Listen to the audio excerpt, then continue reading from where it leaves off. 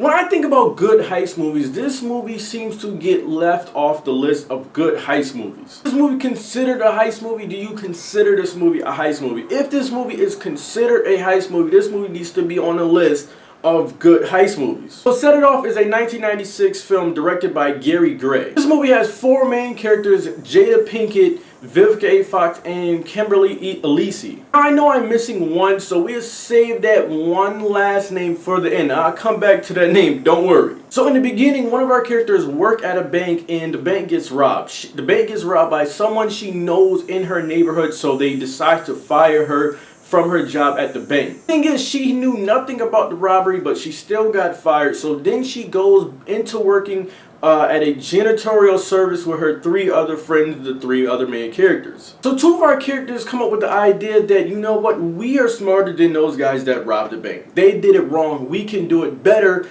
Those two characters think, you know what, we could rob a bank. We're probably good enough to rob a bank.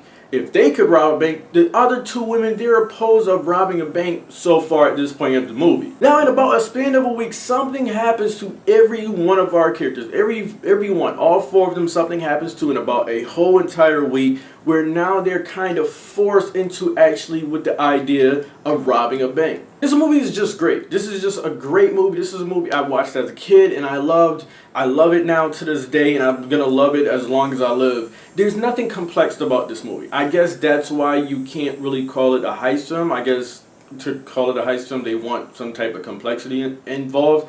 There's nothing complex. This is pretty easy to follow when it comes to robbing banks and things like that. As I said, this is a great movie. I have fun with this. This is nothing hard to follow. This is it's just fun to see a group of women that have nothing, that come from nothing, get a little something, illegally of course, but yeah, it's still fun to see. Great as this movie is, it gives you a lot of different emotions. This movie hits you really hard in some scenes. Jada Pinkett's scene near the end where she's just begging one of the characters to get the car, just hurry up and get the car, man. That scene always gets to me. It's definitely a tearjerker. If you have seen this movie, you know exactly what I'm talking about. Now to the fourth character in this movie, Queen Latifah. Queen Latifah, she's a beast in this. She's a flat-out beast in this movie. She plays the role of Cleo, and she plays that role perfectly, complete to a T. Now, she doesn't steal the show because every other woman hold their own. Everyone in this movie is perfectly cast, perfectly acted. Kimberly Elise, she probably has became the best actress of them all. Probably. But let's keep talking with Queen Latifah as Cleo here. She plays the role of Cleo perfectly. She has a scene in this that I remember since I was a kid. When I first seen this movie, I remember it now. And like I said earlier, I will always remember this scene. This scene was a perfect scene for her character. If you know what I'm talking about, a lot of emotion in this scene, probably another tear-jerking scene. Her character of Cleo is a lesbian. She's like a male thug, lesbian, hothead.